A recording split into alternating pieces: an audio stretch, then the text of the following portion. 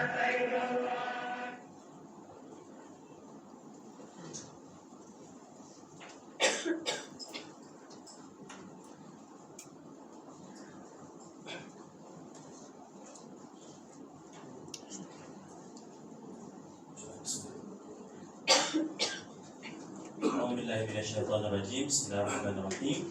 Assalamualaikum warahmatullahi wabarakatuh. Assalamualaikum warahmatullahi wabarakatuh. Alhamdulillahirabbil alamin. Wassalatu wassalamu ala asyrafil anbiya'i wal mursalin wa ala alihi wa sahbihi ajma'in. Subhanaka la ilma lana illa ma 'allamtana innaka antal alimul hakim. Rabbi shrah li sadri wa yassir li amri wahlul 'uqdatam min lisani yafqahu qawli. Amin.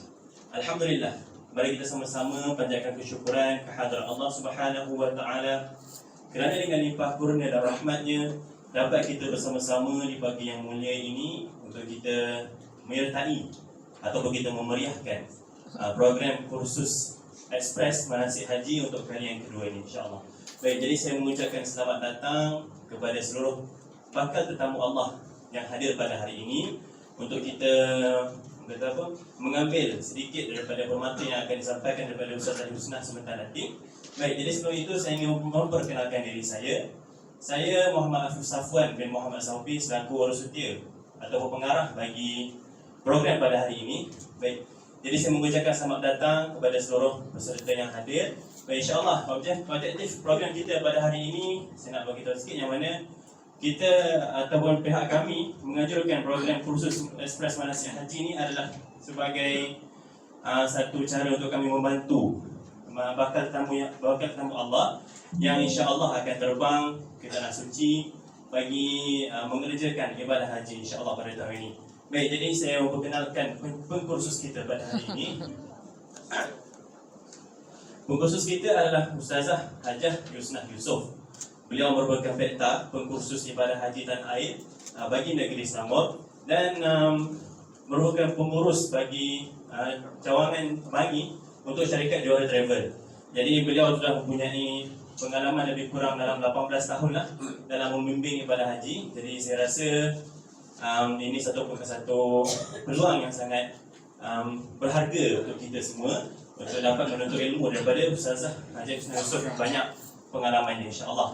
Baik, jadi untuk kita memuliakan memberkati majlis kita pada hari ini, saya nak menjemput Imam Muda Ustaz Musleh untuk bersama-sama kita bertalbiyah dan juga kita membaca doa, insya-Allah. Silakan Ustaz.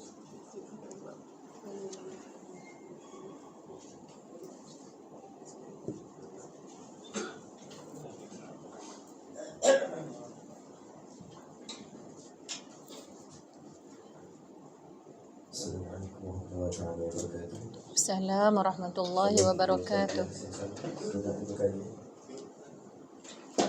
لبيك اللهم لبيك لبيك لا شريك لك لبيك إن الحمد والنعمة لك والملك لا شريك لك لبيك اللهم لبيك لبيك لا شريك لك لبيك إن الحمد والنعمة لك والملك لا شريك لك لبيك اللهم لبيك لبيك لا شريك لك لبيك إن الحمد والنعمة لك والملك لا شريك لك لبيك اللهم لبيك لبيك لا شريك لك لبيك إن الحمد والنعمة لك والملك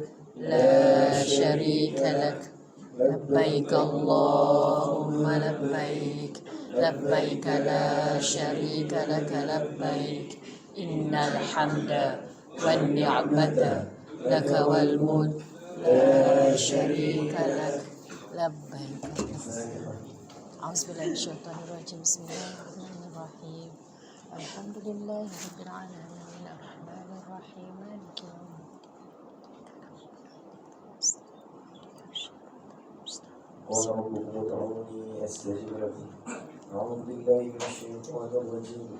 بسم الله الرحمن الرحيم. الحمد لله رب العالمين، والصلاة والسلام على أشرف الأنبياء والمرسلين وعلى آله وصحبه أجمعين.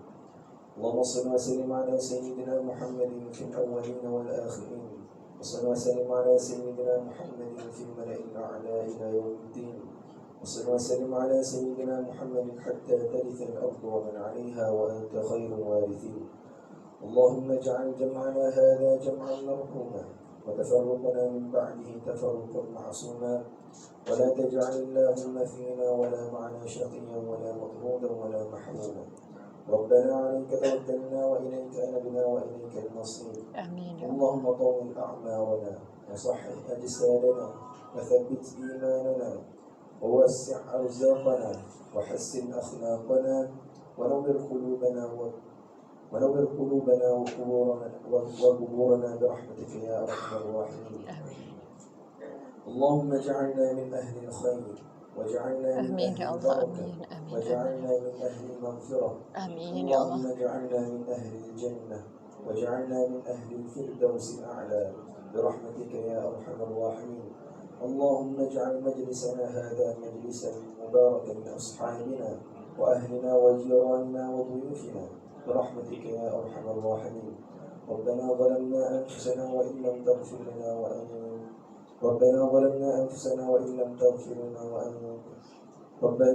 ربنا افتح بيننا وبين قومنا بالحق وأنت خير الفاتحين. ربنا آتنا في الدنيا حسنة وفي الآخرة حسنة وقنا عذاب النار. صلى الله على سيدنا محمد وعلى آله وصحبه أجمعين، والحمد لله رب العالمين. آمين رب العالمين. Astagfirullahaladzim.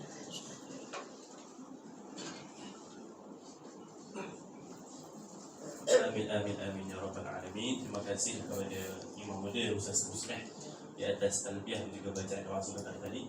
Baik, jadi sebelum kita memulakan kursus kita pada hari ini, saya nak memaklumkan yang mana bolehlah bagi tahu yang mana tandas lelaki dan tandas perempuan ya. Okey, tandas perempuan ada di belakang sana. Kalau kita ke belakang sana ke kiri, itu tandas untuk perempuan. Dan tandas untuk lelaki kena turun bawah kat tangga bawah ni dan ke kiri juga. Tapi kalau bagi muslimin yang mungkin ada masyarakat yang tak boleh nak turun ke nak naikkan tangga kan, boleh atur tumpang-tumpang tandas pun ada masalah insya-Allah. Baik, kemudian waktu zuhur kita adalah 1:11 minit.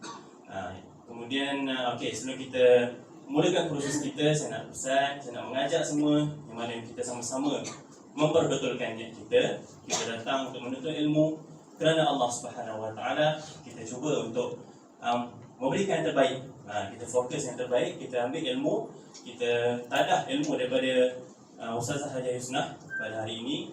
Cuba fokus berikan yang terbaik lah insya-Allah. Semoga ilmu yang kita dapat pada hari ini diberkati dan usaha kita dirahmati oleh Allah Subhanahu Wa Taala insya-Allah. Baik, jadi tanpa melengahkan masa, saya nak menjemput Ustazah Hajah Husnah Yusof bagi memulakan kursus kita pada hari ini. Insya-Allah dipersilakan Ustazah. Bismillahirrahmanirrahim. Assalamualaikum warahmatullahi wabarakatuh. Semua sihat ke? Alhamdulillahirabbil alamin, wassalatu wassalamu ala asyrafil anbiya'i wal mursalin wa ala alihi wa sahbihi ajma'in. Rabbi shrahli sadri wa yassirli amri wahlul 'uqdatam min lisani yafqahul qawli. Allahumma anta rabbi la ilaha illa anta khalaqtani wa ana 'abduka wa ana ala ahdika wa wa'dika mastata'. A'udzu bika min syarri ma sana'tu. Abu'u laka bi ni'matika alayya wa abu'u bi dhanbi faghfirli fa innahu la yaghfiru dzunuba illa anta. Bismillahil syafi, bismillahil kafi, bismillahil mu'afi, bismillahilladzi la yadurru ma'asmihi syai'un fil ardi wala fis sama' wa huwas samiul alim. Alhamdulillah ya, hari ini Allah izinkan saya bersama dengan tuan-tuan dan puan-puan bakal duyuf rahman ya, untuk sama-sama kita mengutip ilmu. Sebenarnya saya taklah banyak sangat ilmu ya nak diberikan kepada tuan-tuan dan puan-puan, tetapi saya terpanggil untuk berkongsi memandangkan ya ramai di antara jemaah yang baru dipanggil kontak saya tanya, ustazah boleh tak kita buat one to one ya, face to face lah, nak jumpa dan nak minta saya terangkan tentang bab haji. Tapi saya rasa saya tak ada masa untuk entertain setiap orang. Jadi akhirnya saya mengambil keputusan ya dengan anak-anak, kata kita buatlah satu khusus dan kita panggil ke seramai yang boleh. Kalau mampu mereka datang, datanglah. Sebab kalau saya nak ke rumah, kadang saya terpaksa sampai ke Shah Alam, sampai ke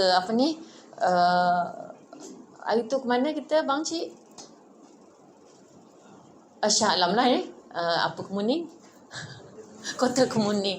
Jauh ya, kadang perjalanan kita dengan jamnya ambil masa sampai 1 jam lebih, mengajar 5 jam ya. Lepas tu balik pula 1 jam lebih, memang letih. Kadang-kadang tak padan dengan kita pergi mengajar 2 orang atau 3 orang. Jadi saya rasa saya buat macam ni lebih baik untuk dikumpulkan lebih ramai dan saya boleh sampaikan lebih mudah kepada tuan-tuan dan puan-puan.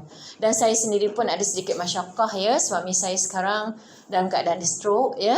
Jadi tak boleh nak tinggal sangat, ni digila-gilakan dengan anak lah untuk jaga dia ya.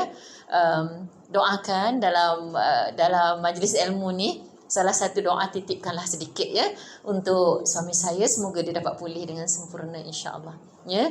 Dia kena stroke pun di tanah suci pada bulan Ramadan yang lepas. Ya, kami ke umrah. Jadi nak balik lagi sehari, saya bawa jemaah masa tu.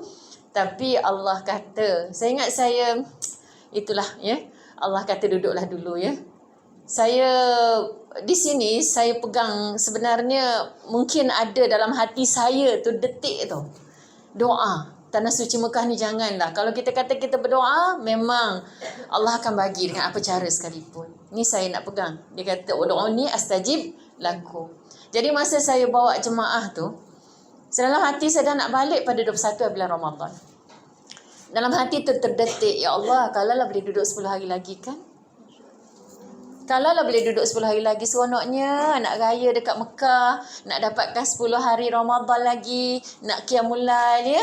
Itu saya punya kata detikkan hati. Tidak bercakap pun, tak angkat tangan pun. Hanya detik saja dalam hati sebab saya faham pada anggapan kita sebagai manusia mana mungkin. Sebab saya bawa jemaah. Takkan saya nak tinggalkan jemaah, saya nak duduk 10 hari. Mesti jemaah marah kan. Bawa dia, tiba-tiba tinggal dia balik. Tapi Allah kata, aku akan bagi satu benda ke engkau. Engkau dapat juga benda tu dan jemaah tak akan marah. Allahu Akbar.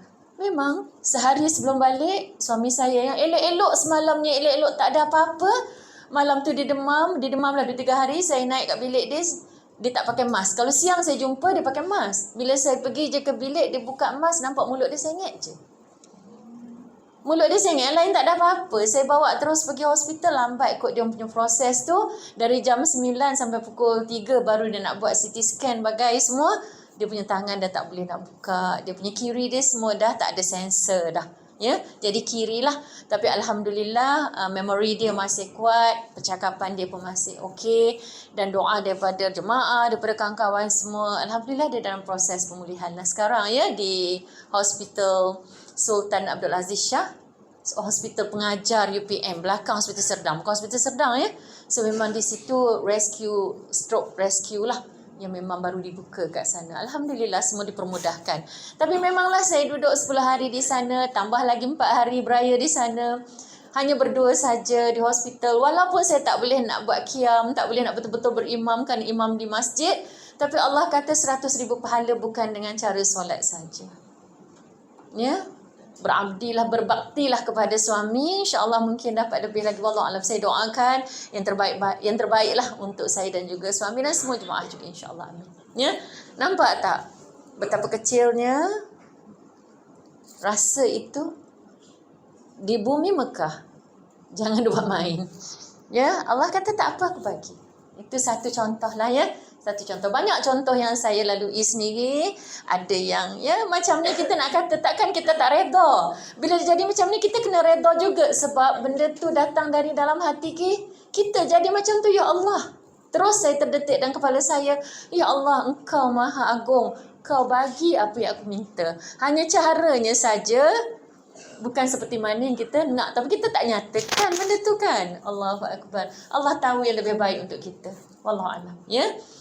Sedikit perkongsianlah ya, insya-Allah. Doa, ya. Jadi kita bila kita nak ke Mekah, mesti satu tujuan kita adalah untuk menggapai haji yang mabrur. Ada orang nak pergi dapat haji mardud? Tak nak. Kita dapat sekali ni sahaja dapat menunaikan haji. Tak tahu dapat lagi atau tidak. Nak dapat kota ni pun macam-macam halangan. Betul tak? Ada yang merayu. Ni semua rayuan ke? Kan? Bukan panggilan pertama kan? Ada tak panggilan pertama? Adalah seorang dua kan?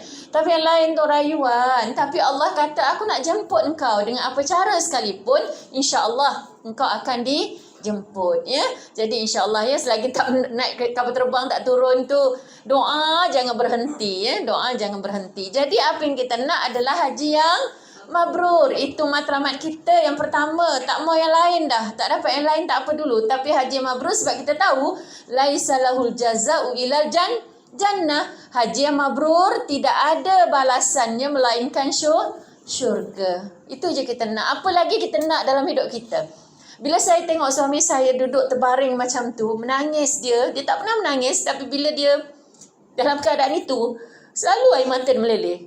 Dia kata, abang nak apa lagi? Nak solat pun tak boleh. Solatnya pun orang kata kita ambil wuduk dalam keadaan dia baring. Masa awal-awal dulu kan solatnya pun tak begitu je. Sambil tidur, tak dapat menghadap ke arah kiblat, semua-semua dengan sempurna kan.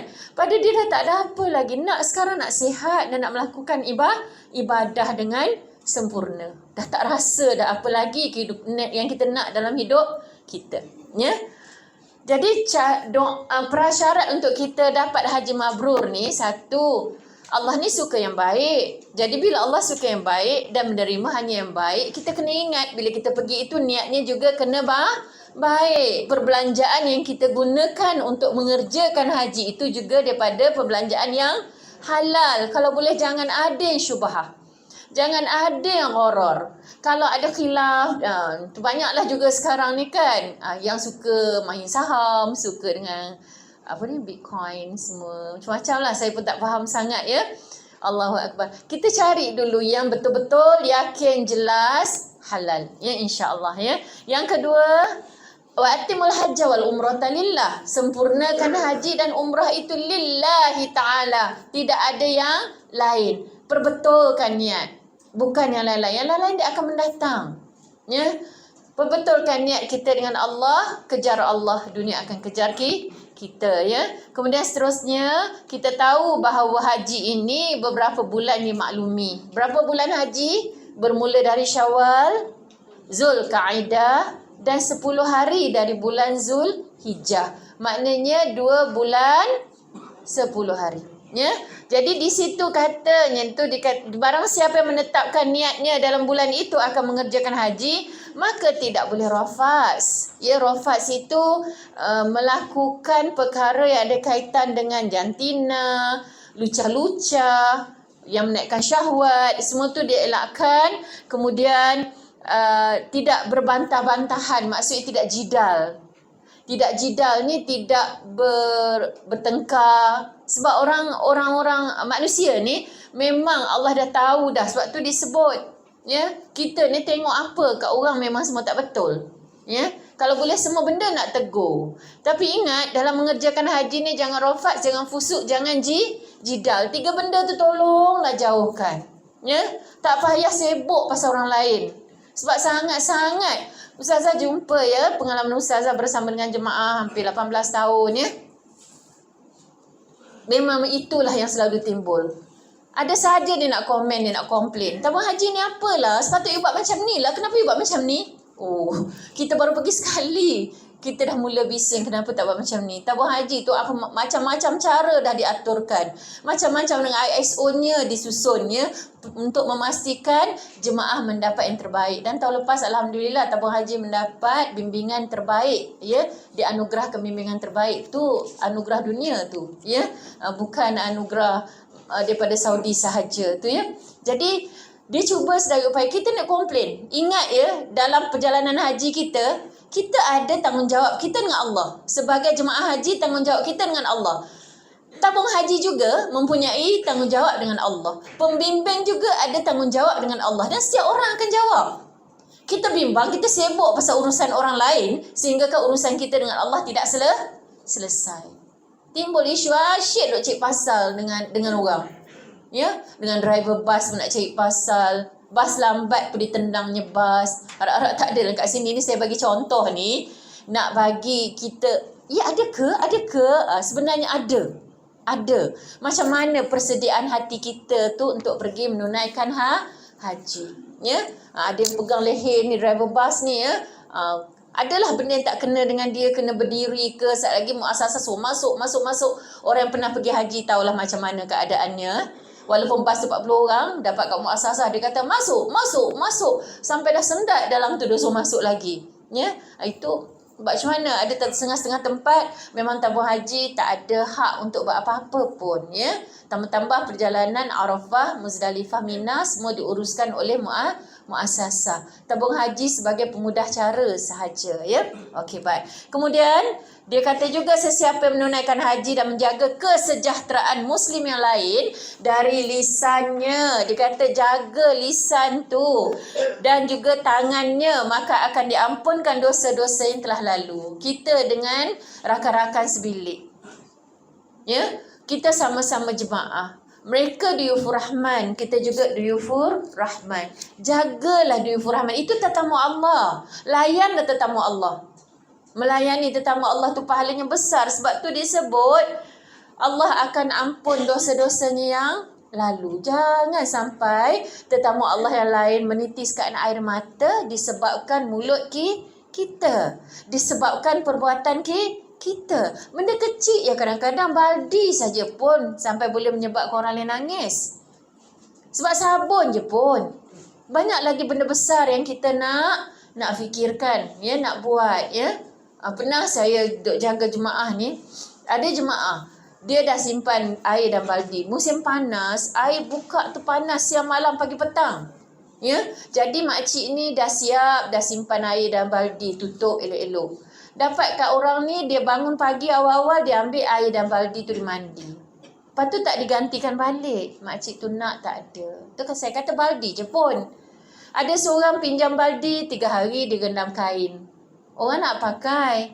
Kau setakat pinjam sekejap-sekejap, apalah salahnya kan? Sebab tu Imam Nawawi dalam Idhafi Manasikil Hajj ada sebut jangan berkongsi. Kita nak fikir apa salah, kongsi kan bagus. Tapi dalam bab mengerjakan haji ni boleh jadi disebabkan benda kecil itu menyebabkan hati kita tidak selesa dan akhirnya ibadah kita juga tak sempurna. Dah kecil hati, terasa kan. Sebab tu bila duduk sebilik tu, dia kena banyak hati, jiwa tu kena terbuka sangat. Ya Allah, terbuka sangat. Maaf sentiasa. Kita kena jaga muhasabah. Sebab tu mengerjakan haji ni disebut Madrasatul Hajj. Sekolah haji ni sekejap aja, tetapi dia boleh merubah hidup kita kepada 180 darjah. Saya tak kata 360 sebab dia patah balik. Ya, dia pusing kita daripada orang begini jadi orang begini. Asalkan kita kena redha, kena syukur. Ya, kena banyak redha, banyak syukur dan banyak istighfar dalam pelaksanaan haji. Haji tak susah. Yang susah sebab ramai orang. Yang susah sebab apa? Sebab masing-masing ada dia punya pemikiran. Lagi berkembang teknologi, lagi zaman ke depan, lagilah macam-macam cabaran yang kita kena lalui. Ya? Sebab tu kena ada persediaan.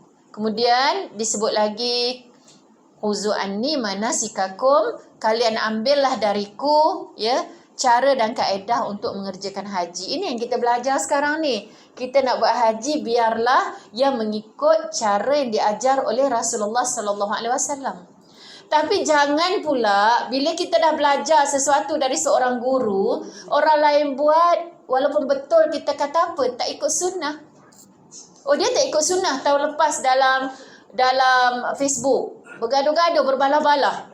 Tu macam mana tu jidal tu dalam buat haji. Sebab apa dia ni menulis, dia kata apa? Tabung haji tidak mengikut sunnah perjalanan Rasulullah sallallahu alaihi wasallam. Jadi bayangkan tabung haji duk bawa 30,000 setiap tahun, semuanya tak ikut sunnah. Haji tak diterima. Belajar hanya dengan seorang guru, kemudian dia pegang kata-kata guru tersebut sampai semua orang jadi tak betul. Contoh ya, kan pada 8 hari bulan Zulhijjah, kita ada setengah-setengah dia akan pergi untuk hari Tarwiyah. Hari Tarwiyah tu dia pergi ke Mina. Orang Muassasah tak akan pergi ke Mina pada 8 hari bulan. Mereka akan terus pergi ke Arafah untuk wukuf pada 9 hari bulan. 8 hari bulan bagi mazhab Hanafi, mazhab Hambali, mereka mengatakan itu sunnah, termasuk dalam haji. Tetapi bagi mazhab Syafi'i, dia sunnah tetapi tidak termasuk dalam manasik haji. Dia tak kira pun, tak ada pun dalam perjalanan haji kita tulis, dalam wajib ada tulis tak? Mesti bermalam di Mina pada 8 hari bulan Zulhijjah. Tak ada. Kita bermalam di Mina pada 11, 12 dan 13 Zulhijjah. Jadi dia sunnah tetapi tidak termasuk dalam manasik haji. Kalau boleh buat, silakan. Tak boleh buat, tak adalah sampai merosakkan haji, sampai kata tak ikut sunnah, orang buat tak dapat pahala, tak boleh dapat haji mabrur. Yang ini masalahnya. Memang syarikat-syarikat yang kecil, yang tak ada jemaah besar macam tabung haji buat 31,000 ni, dia memang bawa sebab kumpulannya kecil. Ya, mungkin 1 bas, 2 bas bolehlah dia bawa pada 8 hari bulan. Bayangkan kalau tabung haji nak bawa 30,000 pergi ke Mina dahulu. Kemudian nak pindah-pindah gandah balik semula ke Arafah. Lepas tu daripada Arafah nak ke Muzdalifah. Muzdalifah nak ke Mina semula. Kan dia akan jadi satu pergerakan yang agak sukar. Sebab tu kita tak ambil sunnah tersebut, ya. Yang dapat pergi dengan package tu alhamdulillah lah. Dapat buat tak apa. Tetapi jangan sampai kata orang lain tak ikut sunnah. Orang lain tak dapat haji mabrur. Dan kita kena faham juga sunnah itu bukan sekadar perkataan, perbuatan Nabi sahaja. Malahan sunnah juga adalah perkataan, perbuatan, pengakuan Nabi juga. Pengakuan maksudnya walaupun Nabi tak buat benda tu, tetapi sahabat buat pun boleh terima. Ataupun Nabi buat, sahabat tak buat dan Nabi tak kata apa-apa juga boleh diterima. Jadi benda tu kena faham betul-betul tentang konsep sunnah. Baru kita tidak menjatuhkan orang lain, ya. Jadi ini yang nak kena fahamkan. Saya risau sangat bila tengok jemaah-jemaah ni. Tu belum lagi jemaah yang jadi mufti dalam bilik. Ya, sebab apa? Dah kita ajar dah begini. Dia tak nak terima pandangan tersebut. Lepas tu dia influence habis orang dalam bilik dia. Ustaz saya dekat kampung, pak guru saya, tok guru saya ajar macam ni. You buatlah macam ni, tak sah nanti haji you. Tak boleh. Ya? Jadi benda-benda macam tu, dia tak boleh. Kalau dia nak ikut sekalipun, ikutlah, tak ada masalah. Kita tak ada masalah dalam bab itu. Masing-masing. Kita hormati khilaf, kita hormati pandangan selagi dia tidak bercanggah dengan mana-mana mazhab. Tetapi jangan influence orang lain sehingga orang lain susah. Orang lain yang tak faham tu susah. Yang faham tak ada masalah. Contoh, ya, tak boleh solat hormat waktu. Mana ada solat hormat waktu? Ya? Kalau dah tak boleh solat, maknanya kalau solat itu diterima. Tak apalah, kalau nak pegang pandangan itu, peganglah. Tak ada masalah untuk diri kamu sendiri. Tetapi orang yang buat solat hormat waktu selama ini, mengikut pandangan mazhab Syafi'i, boleh buat solat hormat waktu sekiranya kita tak ada wuduk, ya, kita tidak menutup aurat dengan sempurna, ataupun badan kita bernajis, sedangkan masuk waktu dah, tak dapat menghadap ke arah kiblat. Jadi apa lagi yang kita mampu buat? Melainkan kita kena solat dalam keadaan yang termampu oleh kita. Jadi dalam mazhab Syafi'i kata, kalau kita buat solat tersebut, maka nanti kalau kita sampai di tempat kita, destinasi kita, maka kita boleh i'adah. I'adah tu maksudnya ulang sekiranya kita masih ada waktu. Kalau tak ada waktu, kita qada. Dan sekiranya kita meninggal dunia, semoga Allah ampunkan kita sebab kita dah solat. Semua guna dalil yang sama sebenarnya. Dalilnya solatlah apabila masuk waktu. Itu dia punya dalil. Semua mazhab guna yang sama. Hanya satu mazhab kata kalau dah solat itu saja diterima, tak ada solat hormat waktu. Dan memang Nabi tak pernah sebut pun solat hormat waktu. Ya betul. Tak ada satu hadis pun yang kata hendaklah kamu solat hormat waktu sekira, tak ada. Hanya disebut bila tiba waktu solat maka solatlah. Itu dia punya point. Jadi para ulama tadi menetapkan ya jika solat, bagi mazhab Syafi'i lah, jika solat dalam keadaan tidak lengkap ya atau tidak menepati syarat, maka ulang. Itu je konsep dia. Hutang kita dengan Allah bayarkan. Jadi ada setengah pula kata tak, bagi setengah mazhab dia kata kalau kita tak mampu buat setakat yang mampu itu sudah diterima. Ya okey. Itu bagi mazhab lain lah, bukan mazhab Syafi'i. Jadi kalau kita boleh menghormati pandangan tersebut, kita faham, jangan kata orang lain tidak betul. Ya? Banyak kes-kes yang saya tengok, banyak dia berbalah, berjidal. Ini yang disebut jangan jidal tu. Allah tahu kita ni makhluk dia, Allah yang jadikan. Dia kata orang ni manusia ni memang tak boleh. Dia duk rasa dia saja yang betul. Jadi untuk masa mengerjakan haji ni tolonglah untuk sekejapnya jangan berjidal. Apa yang kita faham, kita faham. Rasa macam tak faham, rasa macam confused, pergilah jumpa dengan guru agama yang ada di maktab masing-masing. InsyaAllah mereka akan membantu. Ya? Okey. Kelebihan sebagai tetamu Allah. Ustazah nak sebut sikit saja supaya kita dapat tarik balik lah ya hati kita ya. Kenapa kita nak pergi buat haji? Disebut di sini ya. Tidak ada suatu hari pun di mana Allah lebih banyak membebaskan hamba dari neraka melebihi pada hari Arafah. Sesungguhnya Allah mendekat, kemudian Allah membanggakan mereka di hadapan para malaikat. Ya, ada riwayat kata Allah turun ke langit bumi. Allah berbangga dengan para malaikat. Allah tanya, apa lagi mereka nak? Nak apa lagi? Aku nak bagi ni. Doalah, mintalah. Sebab tu kita tengok kalau dari falsafah pun ya, kita mengucap 2 kalimah syahadah ya. Kemudian kita solat 5 waktu. Kita berpuasa pada bulan Ramadan. Kita mengeluarkan zakat. Bila kita buat keseluruhannya maka Allah menjemput kita sebagai tetamunya yang paling istimewa. Ya, Allah jemput kita. Dan Allah kata apa? Masa ni lah buat haji ni, cuba perasan tak kalau kita belajar bab haji, tidak ada satu pun bacaan wajib. Solat pada bacaan wajib, ada rukun kauli, ada rukun fi'ali, ada rukun qalbi, betul tak? Yang kita kena ingat, kena hafal. Tapi haji tak ada. Hanya niat dalam hati, aku nak buat haji kerana Allah. Macam tu pun dah jadi. Aku nak buat umrah kerana Allah pun jadi. Ya, lepas tu buatlah amalan-amalan dan Allah kata berdoalah mohon ampun, berdoalah mohon ampun. Itu je Allah nak bagi kat kita supaya kita dapat masuk syurga. So dia disebut Allah ni berbangga-bangga di hadapan malaikat. Apa lagi makhluk aku nak? Aku nak bagi ni. Mintalah. Sebab tu bila kita sampai di Arafah, janganlah kita duk buang masa. Ya, ada orang duk kat Arafah duk isap rokok bawah pokok bambu lah. Ya, ada duk bersembang berbual-bual panjang dekat bawah pokok. Sayang waktu yang kita ada. Kita tak ada dah hari yang kita akan berada di Arafah itu. Walaupun kita pergi umrah, walaupun kita pergi jalan-jalan, visa turis ke apa ke, tak akan ada hari di mana kita boleh berdoa dari gelincir matahari. Tahu gelincir matahari itu apa? Zuhur. Waktu zuhur. Sehinggalah fajar esoknya kalau kita mampu berada di bumi Arafah dan Allah membebaskan seramai-ramainya daripada api neraka. Ya. Okey, kemudian yang kedua disebut lagi khairud doa, ya, doa pada hari Arafah. Sebaik-baik doa adalah doa pada hari Arafah, ya.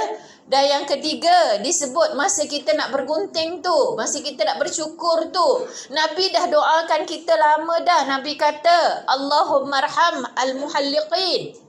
Ya. Rahmatilah orang yang bercukur. Ulang lagi. Dirahmati orang yang bercukur. Dirahmati orang yang bercukur. Sahabat tanya, bagaimana dengan orang yang bergunting? Nabi kata dirahmati orang yang bercukur. Sahabat tanya lagi, bagaimana dengan orang yang bergunting? Dirahmati orang yang bercukur. 3 kali Nabi sebut, baru Nabi kata dirahmati orang yang bergunting. Maknanya di sini mana lebih baik? Nak cukur tak? Yang perempuan tu janganlah, lelaki je. Sebab perempuan dia kena baca dengan hadis yang lain ya, diharamkan perempuan untuk bercukur ya. Jadi lelaki tu kena ambil kesempatan walaupun sekali bercukurlah ya. Kemudian disebut juga, dia kata al-hujjaj wal umar wafdullahu azza wa jalla in da'awhum ijabahum wa in istaghfaruhum ghafara lahum. Orang yang mengerjakan haji, orang yang mengerjakan umrah, mereka adalah tetamu Allah. Sekiranya mereka berdoa, maka Allah akan makbulkan, dan sekiranya mereka memohon keampunan, maka Allah akan ampunkan. Takkanlah Allah memungkiri janji. Ud'uni astajib lakum, ud'uni astajib lakum. Doalah. Ya, doa mohon ampun, doa mohon ampun. Dan akhir sekali 1400 tahun yang lepas lagi Nabi dah mendoakan. Nabi kata apa? Allahumma ghafir lil hajj wa liman istaghfara lahu la hajj. Maksud dia kata Allah akan ya Allah ya Tuhanku, kau ampunkanlah orang yang mengerjakan haji dan orang-orang yang dipohon ampun oleh orang yang mengerjakan haji. Nampak tak? Bukan setakat kita ni saja yang diampunkan oleh Allah, malahan kita memohon keampunan untuk orang lain pun Allah akan ampunkan. Nampak? Sebab itulah bila kita pergi haji nanti ramai cakap doakan saya ya, doakan saya. Tapi janganlah tulis 7 kajang kertas bagi dekat orang pergi haji, itu letih dia nak baca. Sian kat dia. Minta doakan tu buatlah poin-poin cukup lah. Semalam ada dalam grup lepas.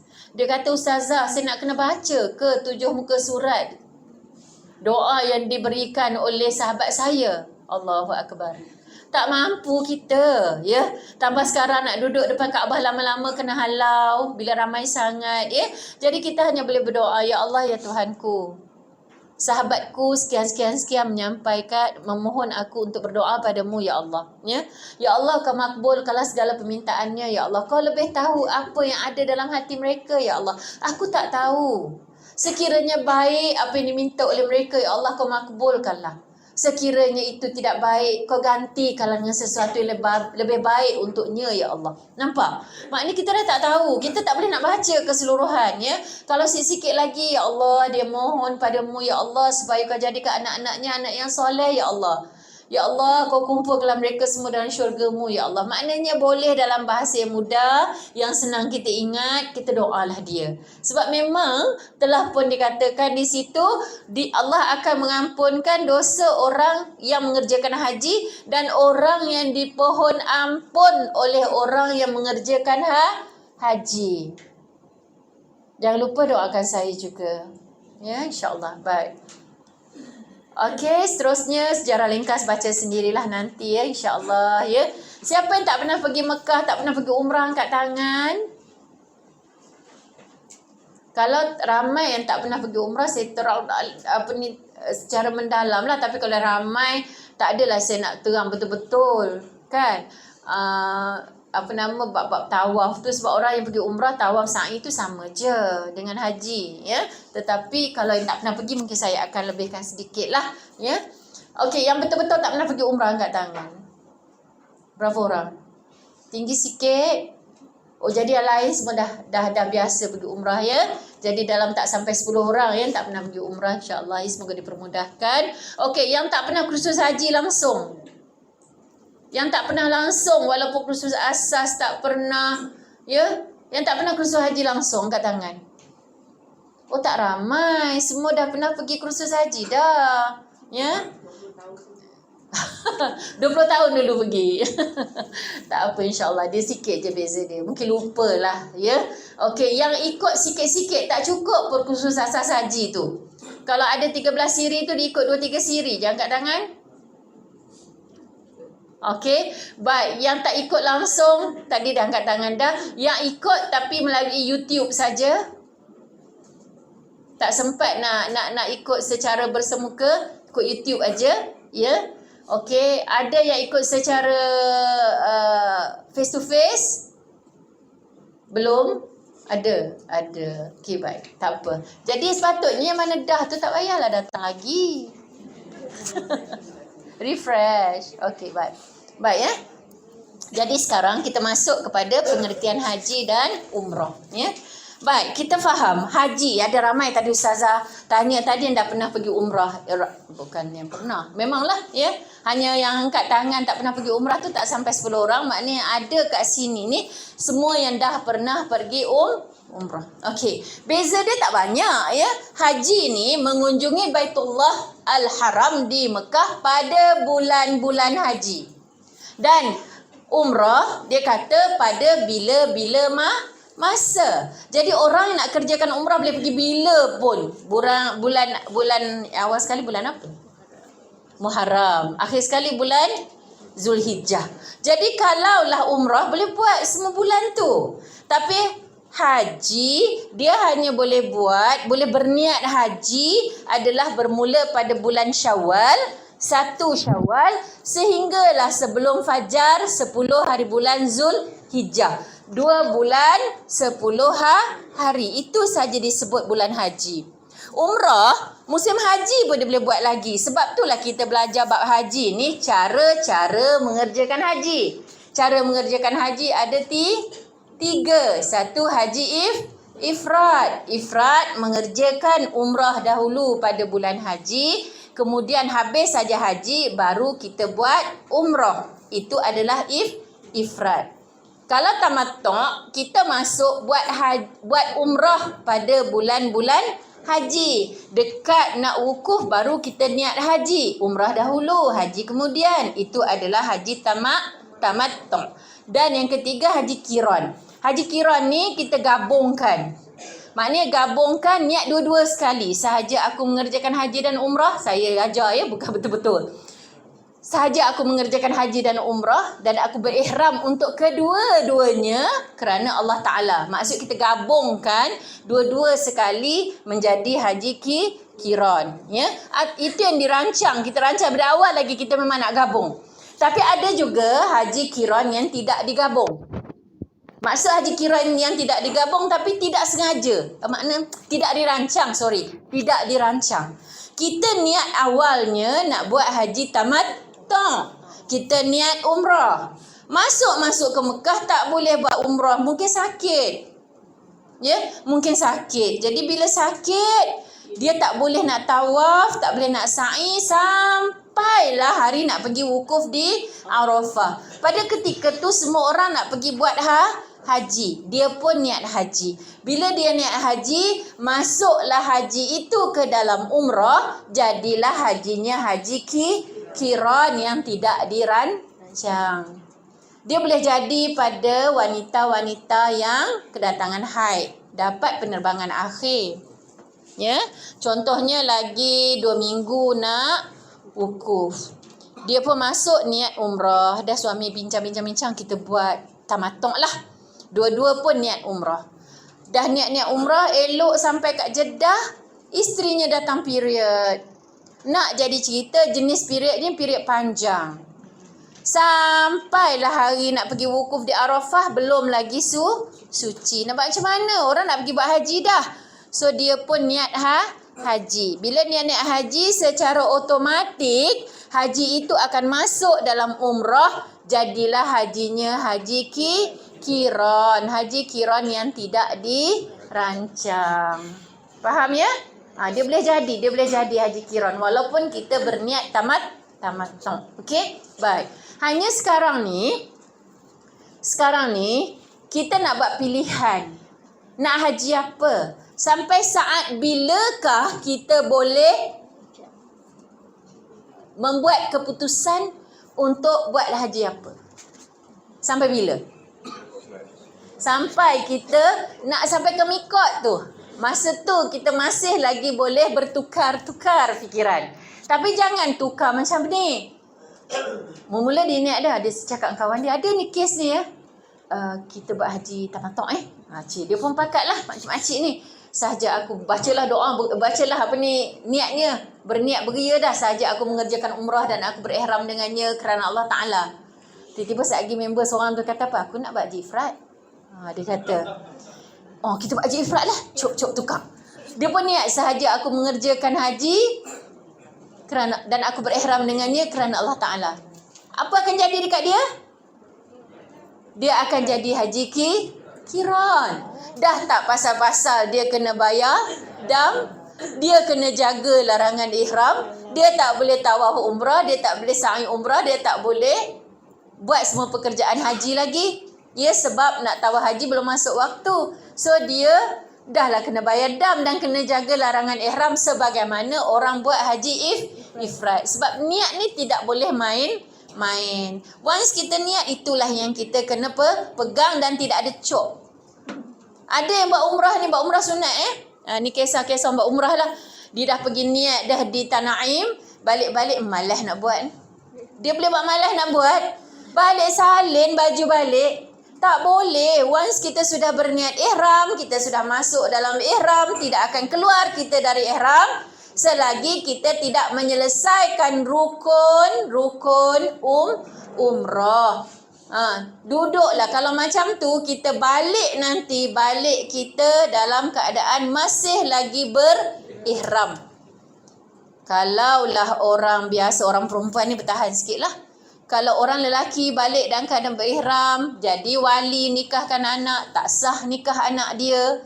Bersama suami isteri dah satu hal, ya. Nanti si anak tu pula melahirkan anak cucu tu jadi wati syubhah. Bukan senang, ya. Banyak kes dah berlaku, ya. Saya pernah jumpa ada sahabat Dr. Jamaluddin. Dia jumpa kes di Terengganu di mana jemaah tu tawaf tak buat sa'i. Balik sampai ke sini dah lama, nikahkan anak dia, ya. Macam mana nak buat tu? Pernikahan itu sebenarnya tidak sah. Sebab kita tahu orang dalam ihram tidak boleh berkahwin, mengahwinkan, menjadi wali kahwin. Nampak simple je kan? Sebab tu kena belajar, ya. Benda halus-halus ni kita belajar pada YouTube boleh, tapi nak tanya banyak tak boleh.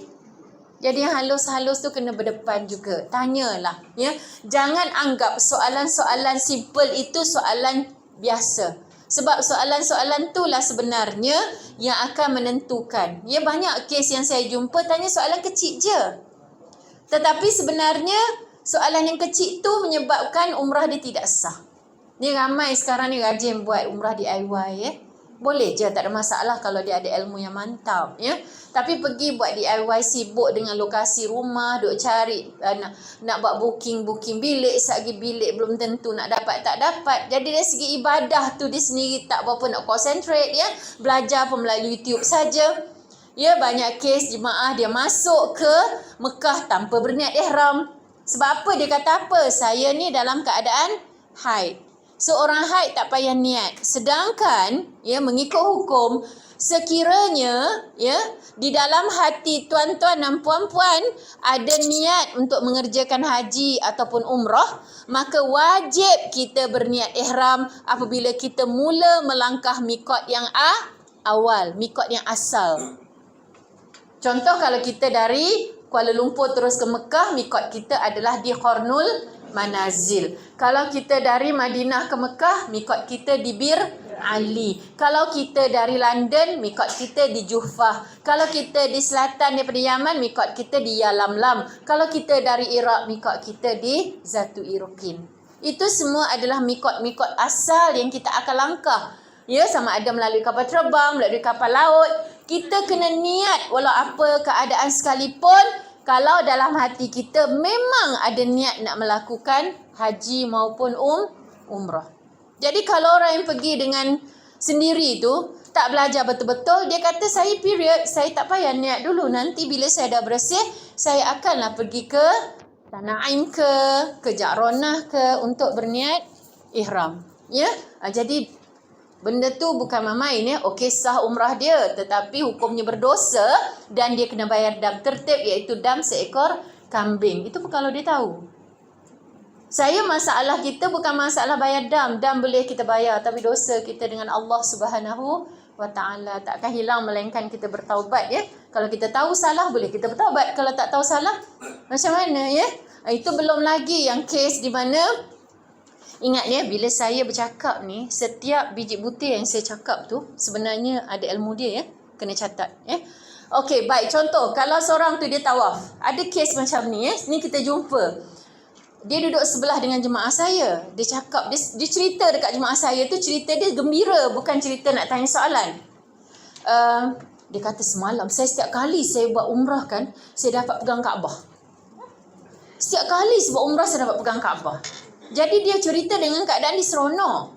Tapi anak murid saya ni, jemaah saya dia tanya balik, ustazah saya cakap, saya tak pandai. Tapi ustazah saya cakap, kalau kita pegang Kaabah, masa tawaf, nanti pusingan tersebut batal. Bila batal, tak cukup 7. Kalau tak cukup 7, sa'i dia akan tak sah. Sebab sa'i perlu dia buat selepas tawaf yang sempurna. Kalau dia tak buat juga, dia gunting lagi, guntingnya juga tidak sah. Dan dia dianggap bergunting dalam keadaan berihram. Faham? Ya? Jadi, umrah dia tak sah, nanti balik dalam keadaan masih lagi berihram. 1, dia setiap kali, berapa kali tuan-puan buat? Dia kata 5 kali. Jadi yang ini ni balik tanya, ustazah macam mana? Tengah malam saya ingat saya dapat panggilan daripada tuan punya diri tu. Ya, sebab jemaah saya ni perangai dia, kalau tak boleh jawab, dia bagi nombor telefon saya. Ya, tak apa pasal saya nak kena jawab soalan tu kan. Jadi kalau kita tengok balik ni, dari sudut ilmunya ya. Jadi si tuan punya badan ni, dia telah tawaf untuk kali pertama umrah dia ya. Umrah 1. Umrah 1, dia tawaf hanya 6 pusingan sebab dia pegang Kaabah. Pegang Kaabah seolah-olah kita masuk dalam Kaabah. Ya, batal pusingan tersebut, tinggal 6. Sa'i dia pun batal. Guntingan dia batal. So dia kena bayar dam. Sebab apa? Sebab bergunting dalam keadaan berihram. Okey. Dia buat pula umrah yang kedua. Yang ni batal ya. Umrah 2. Dia pergi niat di Tanaim. Keluarlah umrah 2, dia pergi niat di Tanaim. Tadi dah niat dah. Yang ni niat dah ya. 1 niat dia jadilah. Ya. Tapi tak selesai.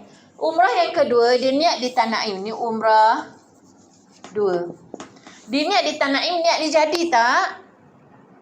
Selagi umrah pertama tidak selesai, niat yang kita buat tak jadi. So, niat ni tak jadi. Dia balik, dia tawaf. Bila dia tawaf, 1 pusingan itu menggantikan pusingan kali pertama. Jadi dia cover balik yang pertama. Dia sa'i juga menggantikan yang pertama. Guntingan juga menggantikan guntingan yang pertama. Dan dia dapat ni baru selesai umrah yang pertama. 1. Kemudian dia buat pula yang ketiga. Umrah 2 ganti yang pertama. Umrah 3 dia buat jadi macam tu juga. Dia pegang Kaabah. Sebab dia kata setiap kali dia tawaf dia pegang Kaabah kan. Umrah keempat akan menggantikan. Jadilah baru umrah yang kedua. Yang jadi sekarang umrah kelima. Dia telefon saya tengah malam, saya kata okey, sekarang pergi tambah saja tawaf. 1 lagi sebab umrah tu umrah yang kelima. Dia pegang Kaabah juga. So pergi tambah 1 pusingan tawaf, buat sa'i semula, gunting semula dan bayar balik dam untuk guntingan sebelum itu. Ya, barulah dia boleh sah dia punya umrah baru yang ketiga. Faham tak tu? Faham ya? Dia kena cepat tangkap sikit ya.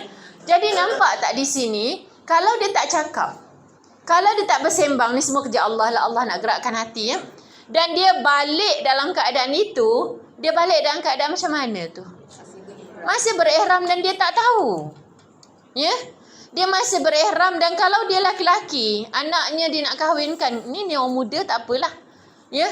Tapi sampai bila? Ya, bayangkan. Jadi ini yang kita takut. Walaupun nampak macam remeh, tetapi bila kita tak faham dengan amalan yang kita buat, benda ni akan jadi masalah. Ya, okey. Kalaulah tuan-tuan jumpa kes ini, masuk bab lain. Ya saya. 3 sebab dia berbeza niat tu. Ya. Niat yang pertama 1, niat yang kedua 1 lagi dan niat yang ketiga tu yang dia buat tu. Itu 1 lagi, 3 je lah. Tak sampai 5. Ya, sebab niat yang kedua tu tak pakai, niat yang keempat pun tak pakai. Ya. Boleh faham? Dia kena lukis sikit. Okey. Baik. Apa lagi saya nak kata? Okey, sekiranya tuan-tuan perempuan lah, tiba-tiba terjumpa kes yang sebegitu. Ada orang balik, dia cakap, tak kisahlah kes macam mana pun, tapi dia balik, dia cakap, saya sebenarnya masih dalam ihram. Contohlah, dia cakap macam tu. Saya dulu tak sa'i ke, ataupun tawaf saya tak sah ke, semua saya dalam ihram. Kita duduk kat Malaysia dah. Apa cara penyelesaian yang boleh kita bagi pada dia? Dia ada kat sini dah. Takkan nak kata kat dia, kau baik, kau terbang, kau pergi terus buat lain. Mesti tak sempat, tak boleh kan? Sedangkan dia sekarang masih lagi dalam ihram. Ni 2-3 hari nak lalui ni, sebulan nak lalui, takkan tak bersama dengan suami, takkan tak potong kuku, takkan tak potong rambut semua kan? Macam mana nak buat? Jadi di sini ada dam dia, namanya dam ihsar. Saya masukkan terus ya. Apa-apa sahaja yang terjadi, katalah dia balik dalam keadaan masih lagi berihram, dia boleh buat dam ihsar. Dam ihsar ni lah satu-satunya dam yang boleh dibuat di luar kota Mekah. Tak perlu buat di tanah haram. Tapi kalau dalam bab lain, larangan ihram ke apa, semua kena buat di tanah haram Mekah. Hanya dam ihsar sahaja yang boleh dibuat di luar, di tanah halal, ya. Tapi kalau dalam mazhab Syafi'i, kita keluar 2 marhalah, dijangka tempat yang memang kita tak boleh teruskan lagi kerja-kerja umrah kita boleh buat dam ihsar. 1, sembelih kambing. Cara dia ya. Sembelih kambing, kemudian gunting rambut.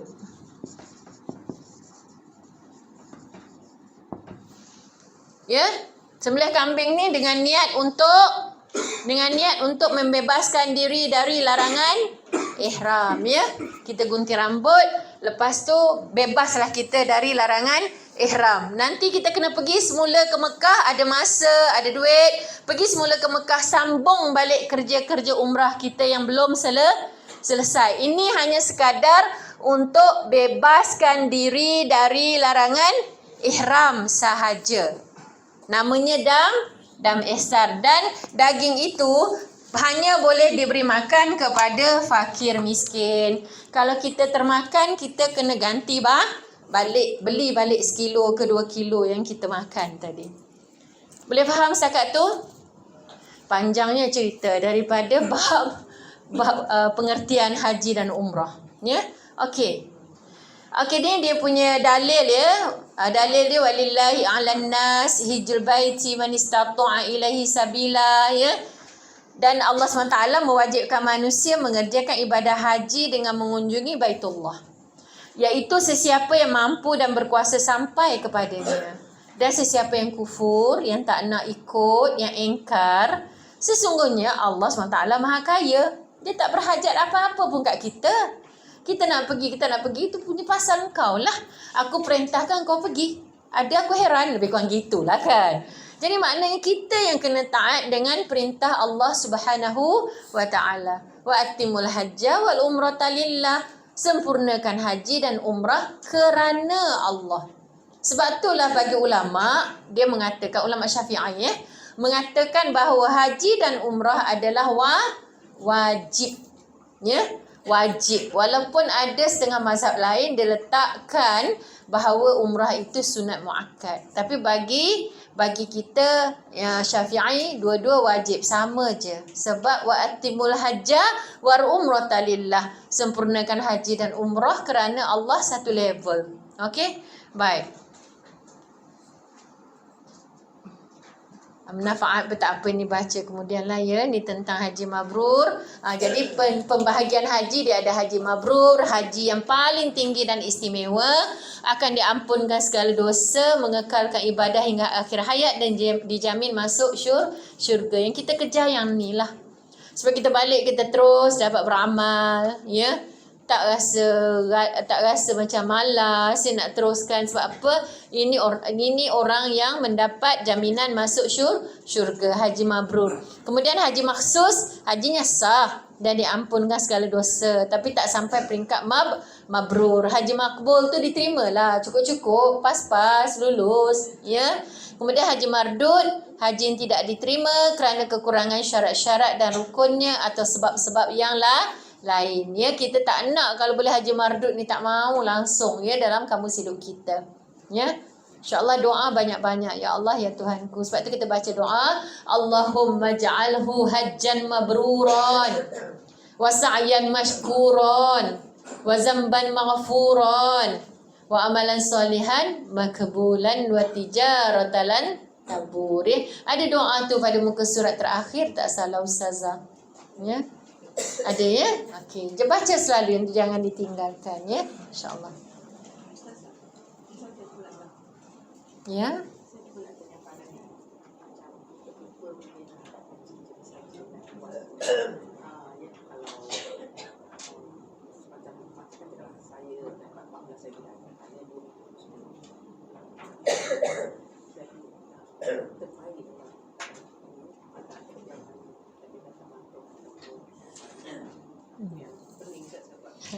Tak payah pening-pening lah.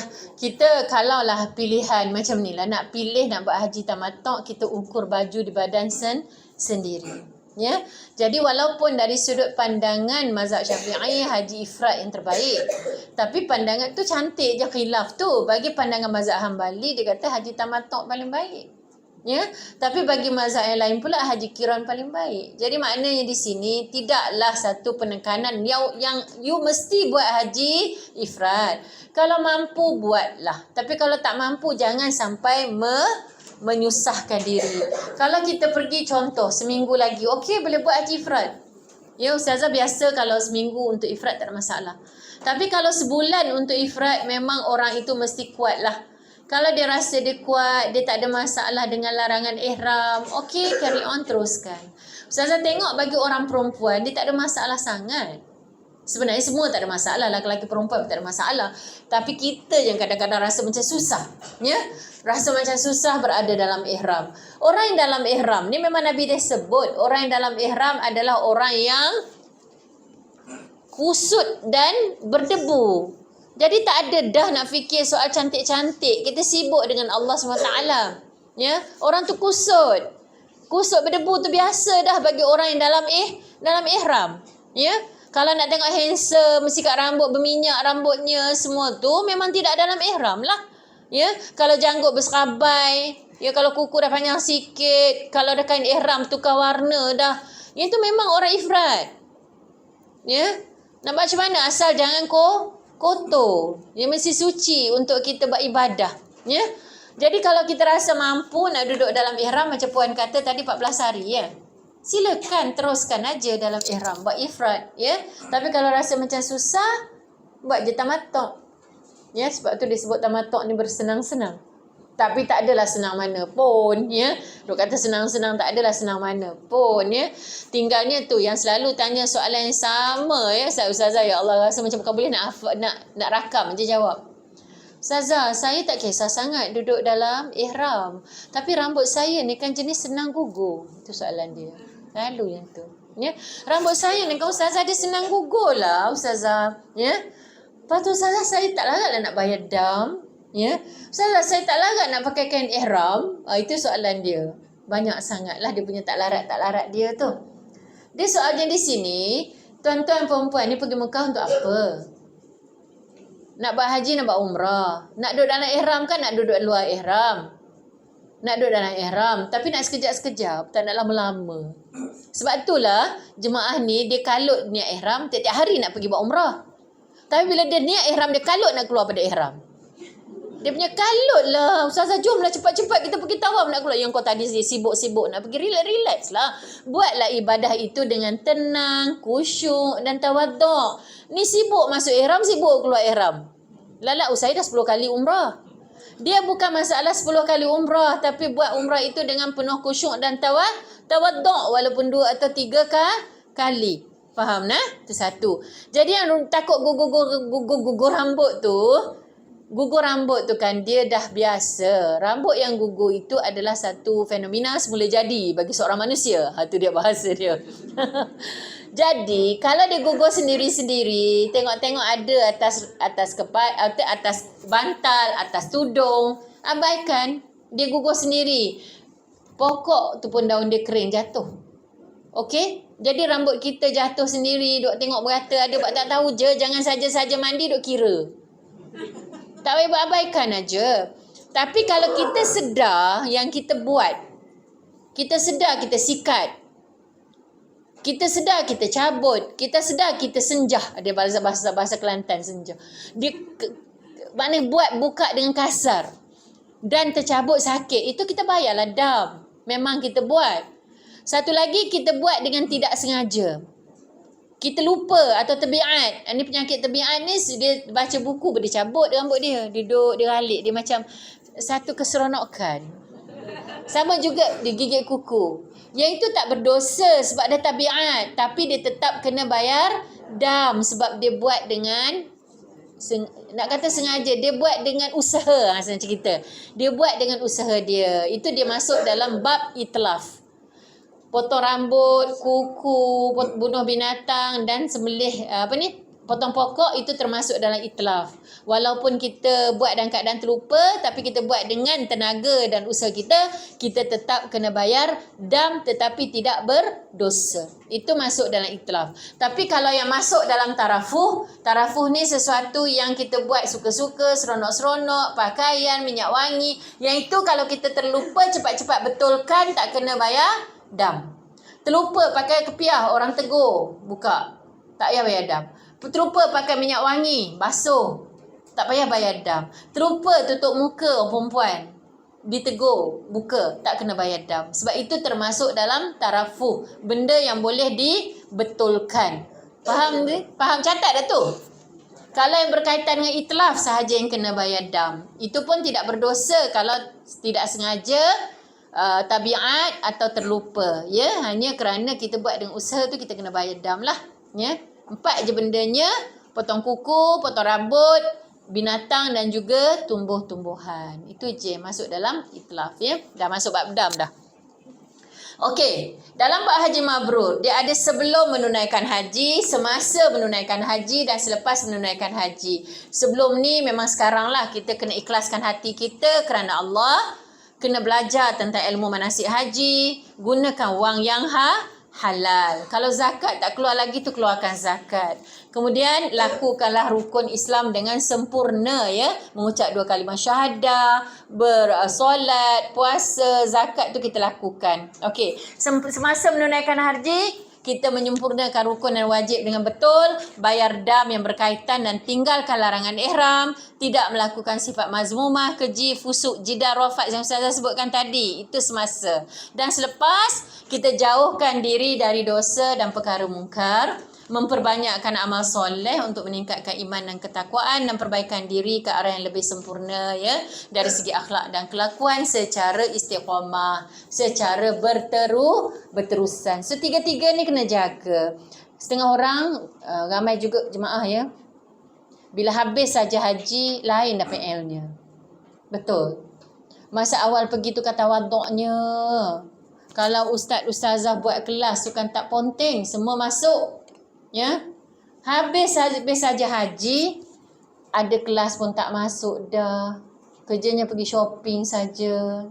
Ya, bercakap dah lain macam dah. Ya, sebelum tu tak, sebelum tu sebutlah apa pun ustaz sebut semua ikut. Ya, tapi lepas tu dah jadi lain.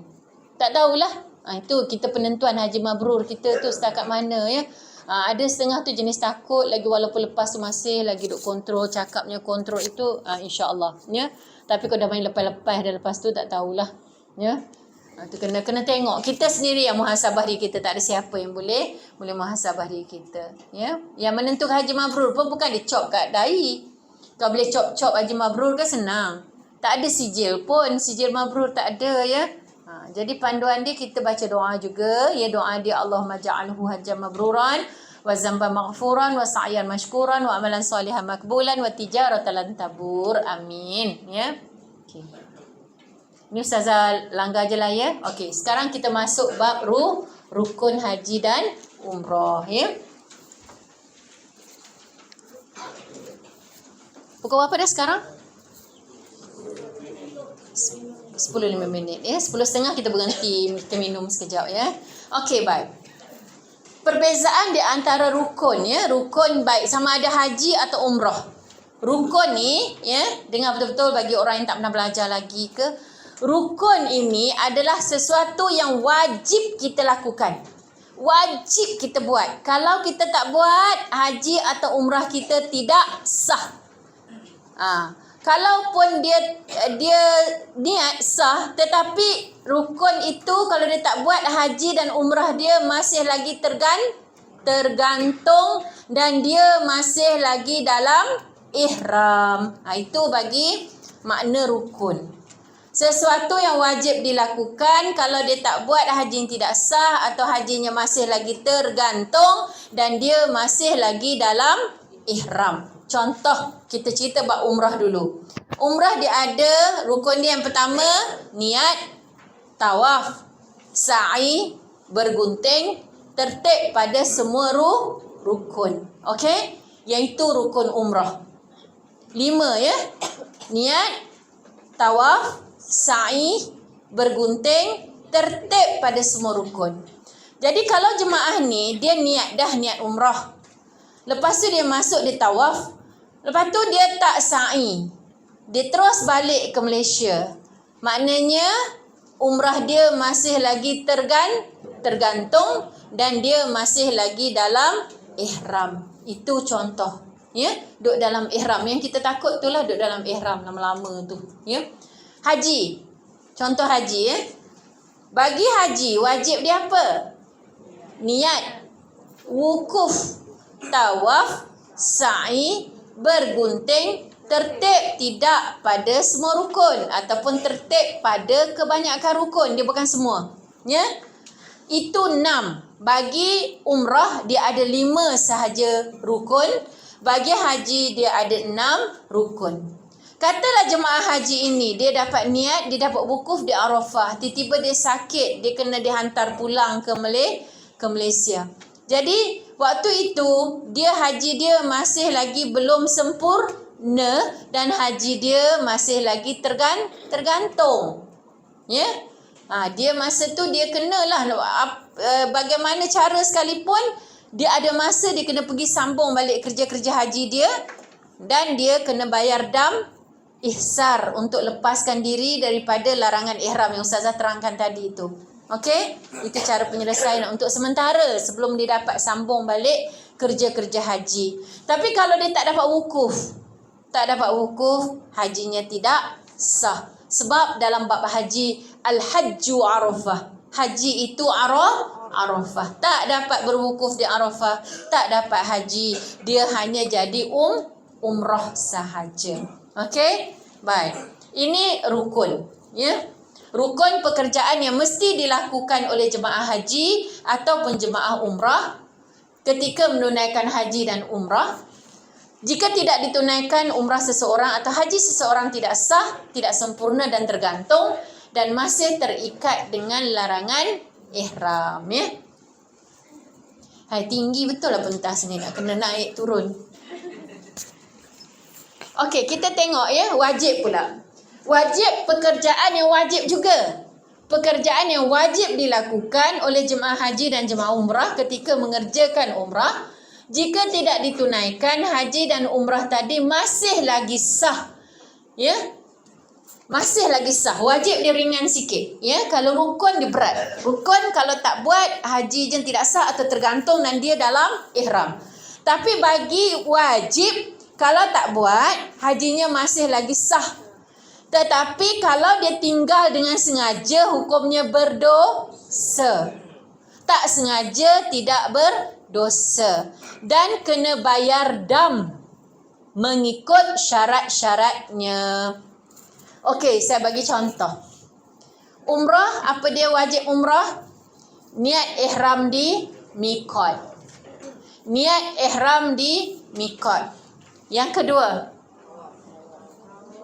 tawaf, umrah, meninggalkan larangan ihram. 2 je. Wajib umrah ada 2 sahaja. Satu, niat ihram di miqat. Yang kedua, meninggalkan larangan ihram. Katalah jemaah haji itu, dia niat ihram. Niat ihram termasuk dalam rukun. Tetapi dia tak niat di miqat. Maksud tak niat di miqat tu, dia tidak berniat di tempat yang telah ditentukan ataupun sebelum. Contoh kalau kita datang dari Kuala Lumpur, terus masuk ke Mekah, kita wajib niat di Qarnul Manazil. Sekali kita tertidur sampai ke Jeddah baru sedar, kita pun niatlah di Jeddah. Sah sebab niat itu rukun. Tetapi tidak niat di miqat, kita niat melepasi miqat, sah juga, kena bayar dam. Itulah konsep dia. Sah tapi kena bayar dam. Contoh yang kedua, melanggar larangan ihram juga wajib. Sebab tu tiba-tiba tadi macam saya kata, dia gigit kuku dia. Sah tak umrah dia? Sah, tapi kena bayar dam. Ya? Dia potong pokok. Sah, tapi kena bayar dam. Dia sikat rambut. Gugur rambut dia. Sah, kena bayar dam. Dia pakai tutup muka. Dah dilarang, dia tetap pakai juga. Sah, dia kena bayar dam. Dia tutup muka, tapi bila diberitahu pada dia, cepat-cepat dia buka. Tak kena bayar dam. Sebab tu dia kata membayar dam mengikut syarat-syaratnya. Ya? Dia pakai t-shirt, tapi bila isteri dia tegur, cepat-cepat dia buka, dia terlupa. Tak payah bayar dam sebab dia termasuk dalam tarafuh. Apabila ditegur cepat-cepat buka, tak kena bayar dam. Faham nah? Jadi tarafuh itlaf tu pun kena faham. Itu dalam bab umrah. Sebab umrah wajibnya hanya ada dua sahaja, niat ihram di miqat dengan menjaga larangan ihram. Okey. Sekarang kita tengok pula wajib haji. Wajib haji dia ada satu, niat ihram di miqat. Kedua, menjaga larangan ihram. Sama dua ya. Tiga, tambah, bermabit di Muzdalifah. Empat, melontar jamrah kubra. Lima, bermalam di Mina pada hari-hari tasyrik 11, 12 dan 13. Dan akhir sekali, melontar ke tiga jamrat sughra, wusta, kubra pada hari-hari tasyrik 11, 12 dan 13. Itu 6. Jadi 6 rukun, 6 juga wajib bagi haji. Umrah 5 rukun, 2 wajib. Faham dah yang tu ya? Okey, baik. Ya. Niat ikram, tabligh ikram. Tapi sebab takut tertidur, takut terlajak di miqat di Qarnul Manazil tu, sebab kita mengantuk kan dalam kapal terbang tu, boleh tak kita niat sebelum tu? Okey, baik. Bagus soalan tu. Niat sebelum miqat tak apa. Niat selepas miqat baru dianggap sebagai tidak menepati syarat wajib umrah atau wajib haji. Sebelum tak apa. Duduk di Mozambik nak niat siap-siap pun tak ada masalah. Naik kapal terbang niat terus pun tak ada masalah. Nak tidur kita niat terus sebelum tidur pun tak ada masalah. Hanya bila kita niat awal, lamalah sikit kita dalam ihram itu je lah ya. Tapi insya-Allah ya. Selalunya kalau kita naik kapal terbang, dia penerbangan akhir-akhir, dia terus masuk ke Mekah. Tips yang saya boleh bagi, kalau nak niat ihram selepas makan kali kedua. Makan mesti bangun kan? Makan dia kejutkan makan, mesti bangun. Ataupun cakap, stewardess saya nak tidur sekejap. Nanti bila ada makan, dia kejutlah I. Dia akan bagi tahulah. Ya? Jadi boleh dia cakap macam tu. Makan kali kedua, lepas makan kali kedua tu memang sikit-sikit lagi dah sampai miqat dah. Dia lebih kurang sebenarnya dalam setengah jam sebelum sampai Jeddah, itulah miqat. Tapi jangan pula jadi macam jemaah ni. Pilot sebut lagi setengah jam kita akan sampai ke miqat, jadi boleh bersedia untuk berniat ihram, ditunggu. Sekali lagi 15 minit dia tunggu. Sekali elok sampai ke miqat baru nak niat. Jadi sebenarnya dia tujuan dia cakap setengah jam semua sebab kita dah bersedia dan berniat. Sebab apa? Once kita dah sampai ke miqat baru nak niat, kapal terbang tu bukan duduk diam. Kapal terbang tu akan jalan terus ya. niat dah. Sebab Nabi sendiri pun walaupun dia niat di Bir Ali, ya, masa buat haji, dia selepas itu pun dia niat lagi. Niat kali kedua ketiga selepas mikot tak ada masalah dah. Yang pertama tu yang mesti niat sebelum kita sampai ke mikot atau immediately pada mikot. Hanya dalam kapal terbang tak boleh naik immediate atas mikot lah. Kan takut dia terlajak dah, ya. Okey, boleh. Jadi dalam setengah jam tak ada masalah lah puan, ya. Tapi kalau dari Movenpick lagi bimbang gini pula. Elok kita niat-niat di Movenpick, sekali sampai dekat airport delay. Delay sejam tak apa, delay. Baru ni ada delay 3 jam, ya. Jadi elok kita naik kapal terbang, dah terbang lah separuh. Nanti patah balik. Ada juga last year patah balik. Dia ada masalah teknikal sikit, patah balik. Sebab saya bertugas kat Movenpick, ya.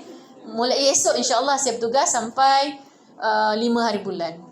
Dia ada tim 1 21 sampai hari ni. Sebab esok saya ganti 29 sampai 5. Lepas tu nanti 6 sampai, tak ingat dah. Lepas tu saya pula sampai 21 last flight. Jadi siapa yang dapat flight ketika saya bertugas, insyaAllah lah kita jumpa di sana di Movenpick, ya. Okey, baik. Faham, ya? Jadi tadi wajib haji ni, wajib haji dia ada 6. Contohnya, okey, dalam wajib haji disebut juga, ya, kalau kita buat, kita tinggalkan wajib itu dengan sengaja, hukumnya berdosa. Tapi kalau tak sengaja, tak berdosa. Kena bayar dam dengan syarat-syaratnya. Maksudnya bukan semua wajib haji yang kita tinggalkan tu kena bayar dam. Ya, bukan semua kena bayar dam. Contoh, tidak bermabit di Muzdalifah. Dia adalah wajib haji, kena bermabit di Muzdalifah. Sekali kita tidak bermabit sebab apa? Sakit, atau menjaga orang sakit, atau sesat, ya, bas tak sampai. Itu bukan masalah yang kita punya masalah. Kita bukan sengaja. Yang itu memang dikecualikan dari bayar dam. Ada pernah 1 tahun tidak bermabit di Mina sebab tidak dibenarkan oleh kerajaan Arab Saudi sebab terlampau ramai. Dan Arab Saudi sendiri mengeluarkan hukum tidak perlu bayar dam. Nampak? Jadi sebab tu disebut membayar dam dengan syarat-syaratnya. Okey? Tapi jangan sengaja je lah. Ya, pernah saya cerita tak? Ada seorang datuk ni, ya. Datuk juga kesian. Bukan salah masalah datuk. Masalah jemaah. Masalah hati. Dia cakap dengan saya, Ustazah, boleh tak kalau saya tak nak bermalam di Mina? Saya tanya kenapa Datuk tak nak bermalam di Mina? Saya tak tahan lah nak kongsi-kongsi bilik air. Dia bukan Datuk, sorry lah, jemaah. Ya? Lepas tu dia kata susah lah saya nak bermalam di Mina, nak share-share tempat tidur, saya tak biasa. Lepas tu saya tak boleh juga nak berebut bilik air. Kan? Tu saya kata, dia pandai pula, dia katakan ni wajib je. Wajib je. 1 malam berapa Ustazah kena bayar? Saya kata tak mahal. Kalau tuan nak bayar kan 1 malam 1 cupak makanan je. 1 cupak makanan RM5 je. Sikit je. Kan? Tapi takkanlah kita nak deal dengan Allah, dengan duit yang Allah bagi, dengan rezeki yang Allah bagi, kita nak tunjuk kita sombongnya sampai kita tak nak bermalam di Mina hanya kerana tidak selesa.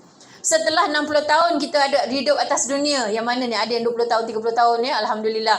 Hidup atas dunia, ada tilam tinggi ni. Sekali, 3 malam je kita nak duduk atas tilam nipis. Tak bertilam, takkanlah tak boleh sacrifice kejap. Selama ni kita tak share pun bilik air. Seorang 1 bilik air kat rumah tu. Ada 5 bilik air. 5 bedroom, 5 bathroom, ya. Lepas tu sampai sekali kita tak boleh nak kongsi. Itu saja masa yang kita berkongsi. Allah nak didik kita pun kita nak deal lagi dengan Allah. Nak bayar dam RM5. Di mana ta'abudiah kita dengan Allah Subhanahu wa ta'ala. Allahu Akbar. Kesian kan? Sedih bila saya dengar, ya Allah sedihnya. Itulah. Ni ada lagi. Kenapa tabung haji tak boleh bawa kereta kita terus masuk, kita lontar? Amboi. Boleh. VIP yang masuk dalam tanah tu ada. Raja-raja dia mana naik Rolls Royce terus kat bawah sana terus dia lontar daripada dalam kereta je. Ya. Kita ni tetamu Allah lebih hebat daripada tetamu manusia. Kita adalah duyufur Rahman. Ya. Sebab saya kalau jaga package VIP tu, mula-mula saya akan sebutlah, ya. Assalamualaikum Datuk Datin, Datuk Seri. Mungkin ada kat sini pun, ya. saya minta maaf. Lepas ni saya tak akan sebut lagi. Sebab susah juga nak sebut, seorang nak sebut. Ramai kan. Jadi saya kata lepas ni saya akan sebut para Duyufur Rahman. Sebab nak sebut Duyufur Rahman ni hanya di Mekah saja. Ada kat sini nak sebut? Tak sebut dah Duyufur Rahman. Wahai Duyufur Rahman. Tak ada, di Mekah aja Duyufur Rahman dengan Duyuf Rasulullah sallallahu alaihi wasallam. Hebatnya kita tetamu Allah, ya Allah. Bukan senang nak dapat ya. Sebab tu Allah janji al-hujjaj wal umar wafdullahu azza wa jalla in da'awhum ijabahum wa in istaghfaruhum ghafara lahum. Orang mengerjakan haji, orang mengerjakan umrah, mereka adalah tetamu Allah. Tetamu Allah. Dosa mereka akan diampunkan, ya. Permintaan mereka akan dimakbulkan. Nak apa lagi? Ya, tak mau dah. Ada seorang tu, jemaah saya lah, ya Allah, bagus. Dia kata apa? Saya kat kampung, orang semua cari datuk. Tapi saya kat sana, saya kena sujud dekat celah kaki orang hitam. Ada dia heran kat saya, tak heran pun kat saya. Dia tolak-tolak je kepala saya. Sini sana. Kalau kat Malaysia orang tak berani buat tu, dia kata. Sebab dekat sini orang kenal dia, orang ada sesuatu di sebalik itu. Betul tak? Mungkin ada sesuatu yang dia nak, semua ni sifat kita kan. Tapi di sana orang tak kenal kita. Ada nak heran, kau nak sujud celah kaki aku lah, nasib je lah. Kat sana dia rebut supatula je nak sembahyang kan. Kadang-kadang kita dah duduk letak sejadah elok, dia datang lagi, dia letak kaki gedebuk. Yang tu kita yang pula menumpang di bumi sendiri. Sejadah kita habis kat dia, kita pula kena keluar pada sejadah. Siapa nak buat, redha je lah kan. Semoga Allah bagi pahala. Kita lapangkan tempat dalam majlis. Semoga Allah lapangkan tempat kita dalam syurga, insyaAllah. Bukan senang nak pujuk hati tu. Mula marah juga dalam hati tu, ya Allah, aku datang awal. Dah lah datang awal, kau datang lambat. Tiba-tiba aku dah siap tempat, kau datang boleh duduk-duduk je. Lepas tu selit je. Selit pula kalau dah kau tu kecil tak apa, dah lah besar. Siap boleh panggil kawan pula tu. Dia duduk sebelah. Dah last kita keluar pada sejadah. Aduh, redha.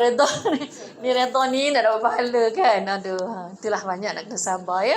Faham dah ya? Jadi perbezaan di antara rukun dan wajib boleh tangkap dia ya. Rukun kalau kita tak buat, haji kita tak sah ataupun haji kita akan tergantung dan kita masih lagi dalam ihram. Wajib kalau kita tak buat, haji umrah kita masih lagi sah, hanya kita kena bayar dam dengan syarat-syaratnya. Okey, kerja sedikit.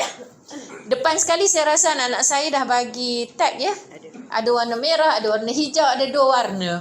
Jadi tolong tampalkan satu warna pada wajib dan satu warna lagi pada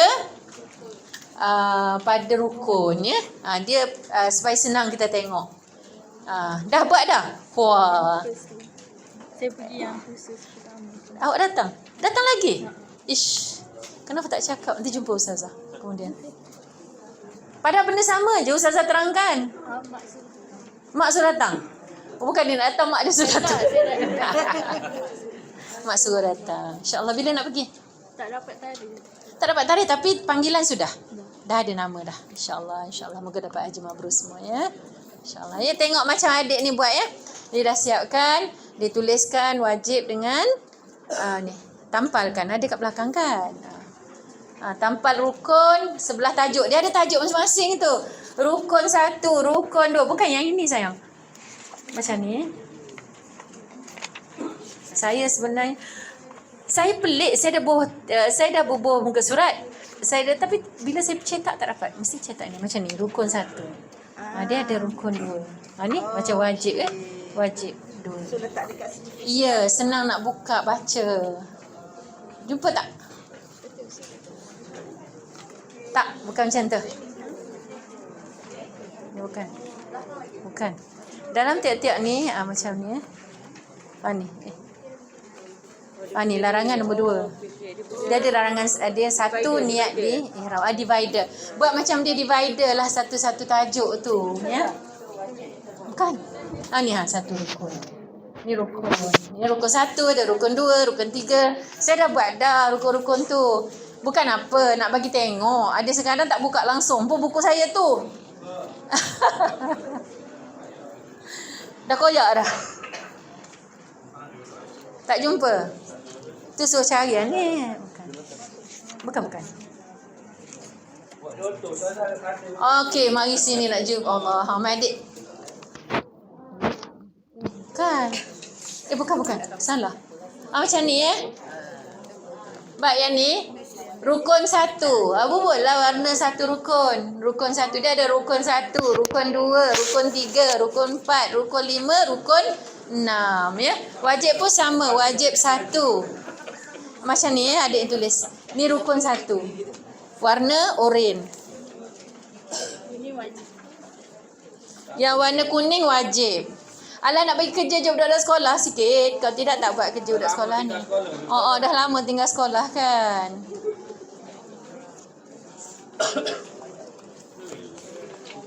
Wajib ya. Wajib haji yang kedua warna kuning ya.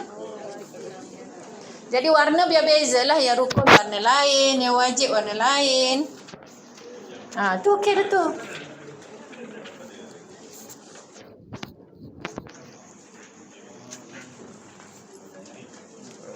Ni wajib warna kuning.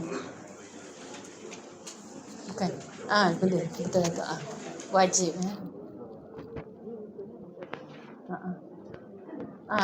betul.